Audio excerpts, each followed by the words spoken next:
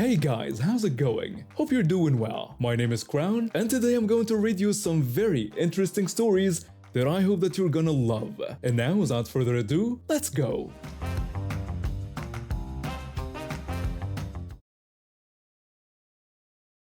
I was 18 when I graduated high school in the summer of 2001. I had this idea that joining the army would be some kind of adventure. My dad always talked about his military days like they were the best years of his life. And growing up on our family farm in rural Kentucky, I figured I already knew how to handle hard work and follow orders. Plus, I've been hunting since I was 12 and could hit a target pretty reliably. I shipped out 2 days before my 19th birthday and arrived at Fort Knox on my actual birthday. What a present that turned out to be. Instead of cake and birthday wishes, I got screamed at by drill sergeants who looked like they could bench press a truck. The first few weeks were absolutely miserable. I questioned every life choice I'd ever made, especially when we were doing push-ups in the mud at 5 in the morning. But after about a month, something clicked. Basic training started feeling less like torture and more like the challenge I've been looking for. The competition between squads, platoons, and companies kept things interesting. Everyone was trying to prove they were the best. And honestly, I got caught up in that energy too. The phase I was most looking forward to was basic rifle marksmanship. All those years shooting cans off fence posts and helping Dad with pest control around the farm had given me a decent foundation. While some of the city kids struggled to hit anything, I was consistently scoring in the high 30s out of 40 on the pop-up targets. Qualification day finally arrived, and the drill sergeants decided to make things extra interesting. They announced that the two highest scorers would get to fire an anti-tank weapon as a reward. For those who don't know, it's basically a smaller version of a bazooka that can punch through tank armor. Every soldier in our company was practically drooling at the chance to fire one of those things. The range was buzzing with nervous energy when we lined up to shoot. I gave it my absolute best effort but only managed 32 out of 40. Still respectable but not enough to win the prize. Several soldiers shot perfect 40s, so they had to do a shoot-off to determine the top two winners. After the winners were declared, we all gathered around for the safety briefing. The drill sergeant explained the proper procedures for firing the weapon, emphasizing the most critical safety rule. Before firing, you had to yell "Backblast, area clear" to warn anyone behind you to move out of the danger zone. The blast from these weapons creates a massive concussion wave that extends way behind the shooter, and anyone caught in that zone could be seriously injured. The first winner stepped up to the firing line with his weapon. He positioned himself, looked back to make sure the area was clear, shouted his warning, and fired at the old disabled tank sitting 400 yards downrange. The explosion was incredible. Grown soldiers turned into excited kids, cheering and whooping at the massive boom and the smoke cloud. The second winner moved into position and started going through his safety checks. He looked back to scan the area, opened his mouth to yell a warning, and then stopped cold. The platoon leader had wandered up and was standing about 20 feet directly behind him. The drill sergeant immediately noticed the problem and told the officer that he needed to move to the left or right out of the backblast area. The platoon leader looked annoyed at being told what to do but backed up about 30 yards and nodded like that was sufficient. The drill sergeant wasn't having it. He told the officer that the position still wasn't safe and that the effective backblast area of this weapon extended about 100 yards. He told the officer to move to the side. Now this platoon leader was fresh out of officer training school and had that brand new officer attitude where he thought he knew everything about everything. You could see his face getting red when an enlisted soldier dared to give him instructions. The officer snapped back that he didn't need to be retaught what he already learned in his training and ordered them to continue with the exercise. The drill sergeant just nodded slowly and turned to the nervous-looking soldier holding the weapon. He told the soldier he'd heard the order and to carry on. The poor kid looked terrified. He looked back at the platoon leader, then at the drill sergeant, clearly not wanting to be responsible for what was about to happen. He hesitated, obviously torn between following safety procedures and obeying what was technically a direct order from an officer. The drill sergeant stepped closer and spoke loud enough for everyone in the area to hear. He asked if the soldier hadn't just heard the lawful order from his platoon leader and repeated the instruction to carry on.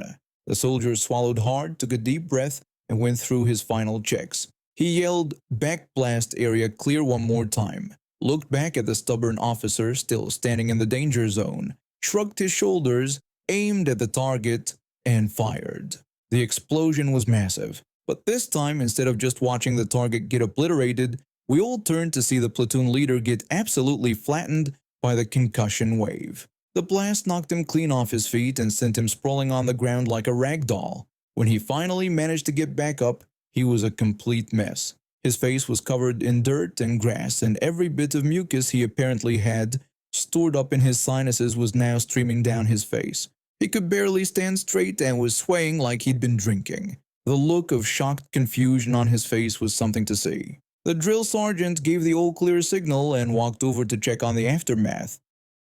He looked at the disheveled officer with this slight grin that he was trying really hard to suppress. He politely suggested that the medic was right over there if the officer needed to get checked out. The platoon leader shot him a look that could have melted steel, but he was too disoriented and embarrassed to say anything. He stumbled over to the medic station, trying to regain some dignity while wiping his face and picking grass out of his hair. Word spread through the entire company within hours, and for the rest of basic training, whenever anyone saw that platoon leader, they'd make sure to loudly announce "Backblast area clear," even when he was just walking to the mess hall. The drill sergeant never got in any official trouble because technically he'd followed the officer's direct order to continue the exercise, and the soldier who fired the weapon was completely in the clear since he'd given the proper warning and was following orders from his superior.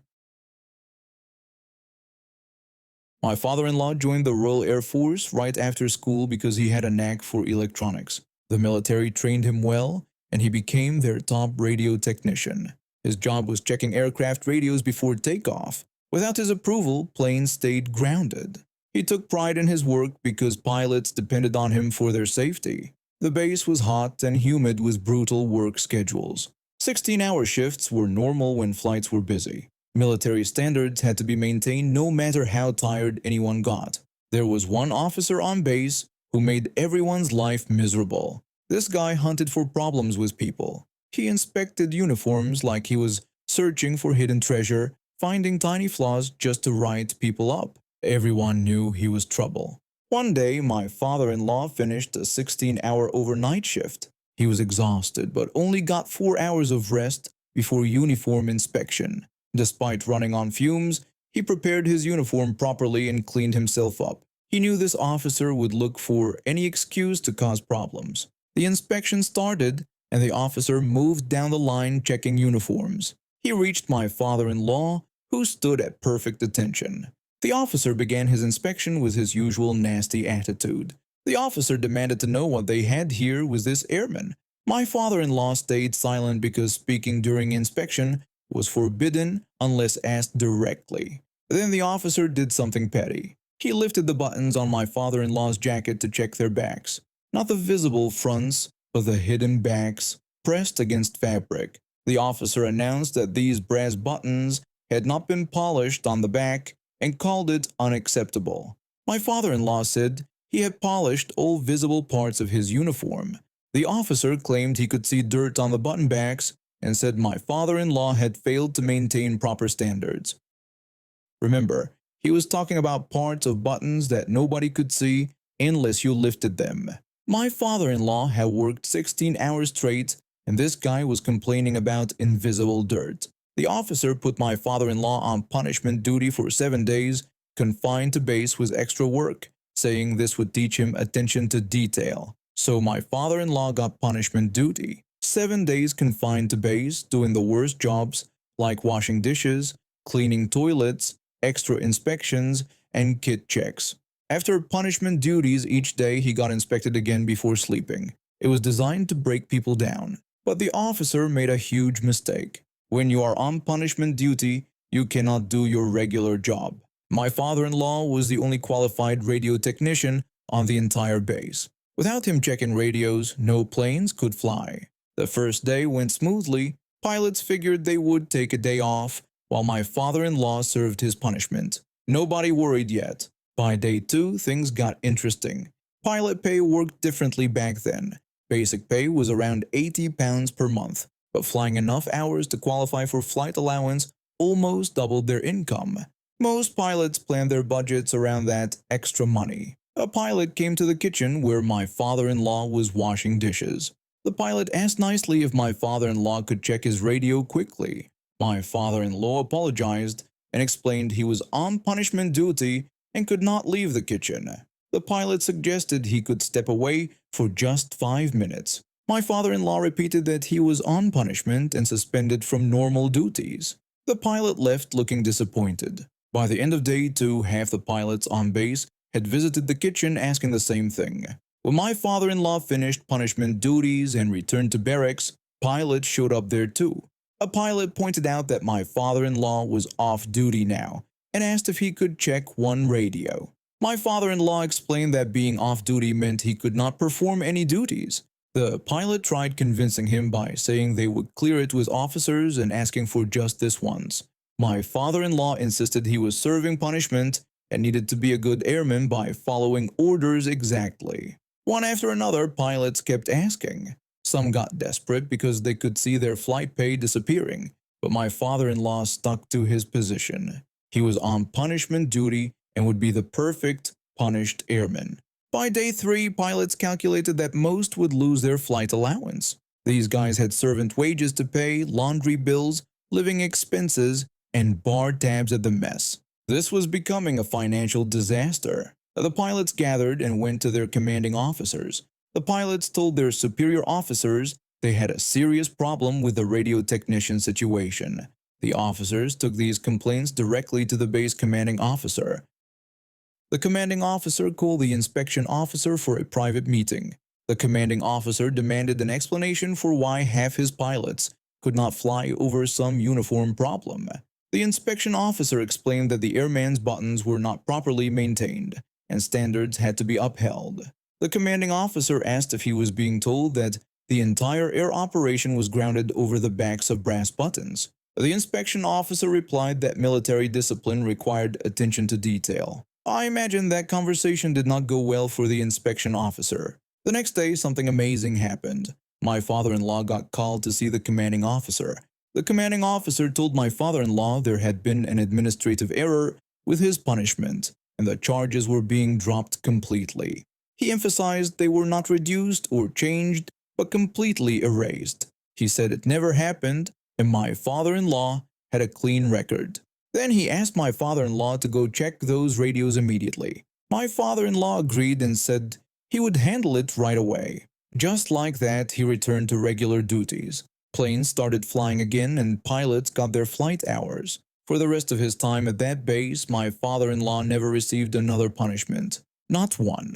His uniform could have been held together with tape, and that inspection officer would not have said anything. Everyone learned something that week. My father-in-law learned that being the perfect soldier sometimes means following orders exactly as given.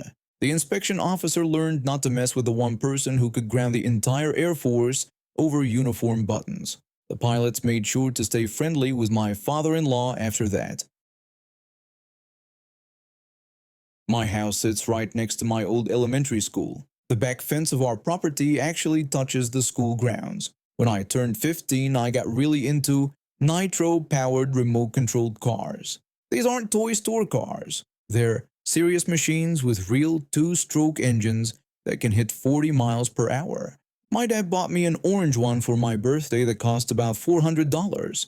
Our backyard was too small for proper racing, so I started using the empty school parking lot on weekends. The parking gates stayed locked, but the walking entrances remained open. Nobody ever bothered me there. For 2 years, I spent every Saturday and Sunday morning racing my car on that smooth asphalt. Local Royal Canadian Mounted Police officers would stop to check out my car instead of telling me to leave. Officer John was one of the regulars. Officer John would always comment on how much my car sounded like a real motorcycle and ask about its speed. I would tell him that on a good run, I could hit 38 miles per hour because the engine put out almost 3 horsepower. Then Officer John would offer to show me something cool. He would pull out this huge surveillance drone from his trunk and fly it around to show me what real speed looked like.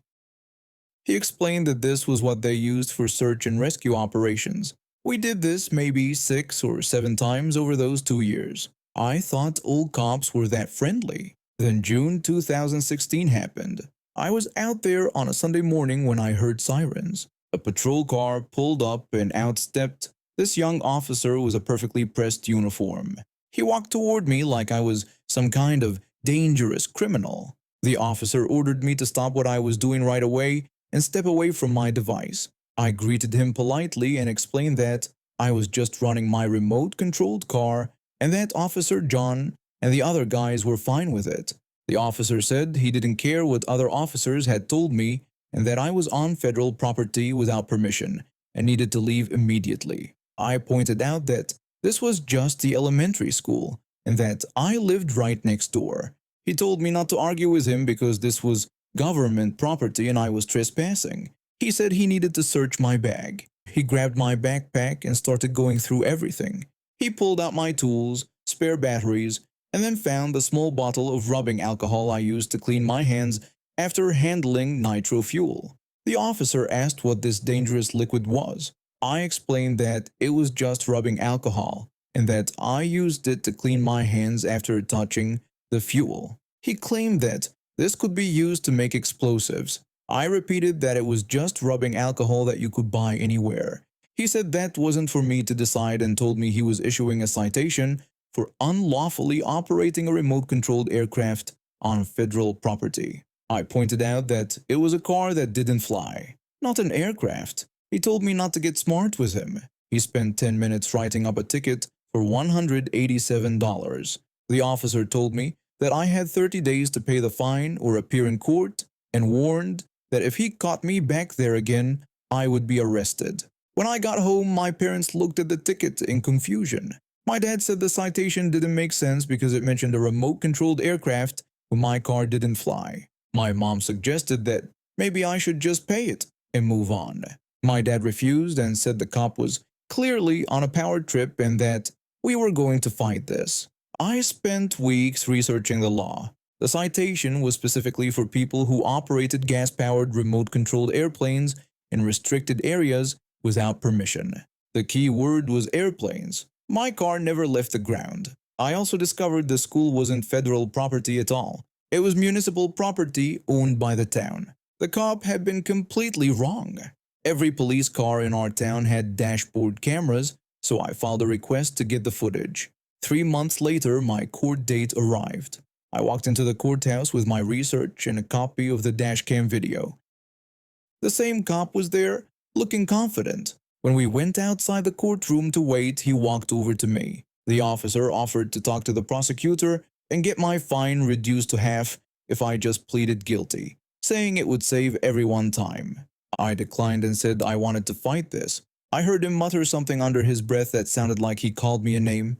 In the courtroom, he went first. The officer told the judge that I had been operating a gas-powered, remote-controlled device on federal property without authorization, and that when he approached me, I became belligerent and attempted to flee the scene. He also claimed he discovered dangerous chemicals in my possession. He was lying right there in front of the judge. According to him, I had tried to run away and was carrying dangerous chemicals. When it was my turn, I told the judge that I had the dashboard camera footage from the officer's vehicle and thought it would show a very different version of events. The judge let me play the video on the courtroom monitor. It showed everything exactly as it happened. Me standing calmly next to my car, the officer approaching aggressively, me being polite and cooperative the entire time, him searching my bag without permission.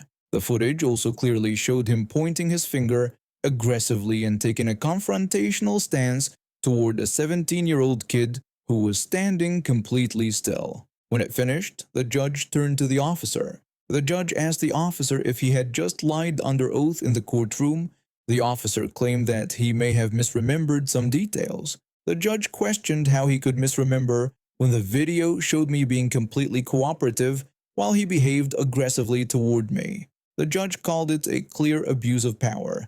The judge also pointed out that the officer had issued a citation for operating a remote-controlled aircraft when the device in question was clearly a ground vehicle, and asked if he had even read the statute he was citing.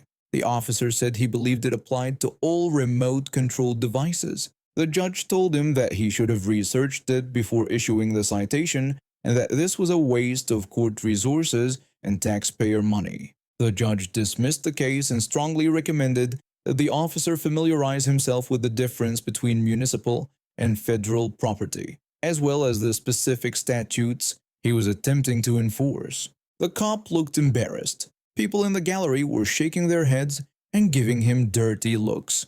We all filed out of the courtroom. I was walking to my car in the parking lot when I passed by the officer. He was standing next to his patrol car, and when I walked by, he made a racist comment calling me a freaking brown jerk and telling me to get screwed. I stopped dead in my tracks. I'm half Filipino, and this cop had just made a racist comment because he lost in court. I went straight home and called the Royal Canadian Mounted Police Depot to file a complaint. The desk sergeant said they would investigate the matter and asked for the officer's badge number. I gave them all the information from the ticket and court appearance. They said they'd get back to me. A week went by, nothing. 2 weeks, still nothing. After 15 days with no response, I called them back. I told them I was calling about the complaint I filed against one of their officers and that I hadn't heard anything back. The desk sergeant asked me to hold while he checked on that. After a few minutes, he came back on the line. The desk sergeant told me that the officer was no longer working at that detachment, but they could still assist me with filing a formal complaint if I wished to pursue it further. I asked what happened to him. He said he couldn't discuss personnel matters, but confirmed the officer wasn't employed there anymore. I told him that was okay. Whether he got fired for the racist comment, the false testimony, or just his general behavior, I'll never know. But he was gone. I went back to racing my remote-controlled car at the school on weekends. Officer John stopped by a few weeks later. Officer John said he heard about what happened with that new guy and apologized that I had to deal with that. I told him it worked out okay in the end. Officer John agreed and said that some people shouldn't be wearing a badge. And now we have reached the end of today's stories. Thank you for watching, and see you next time.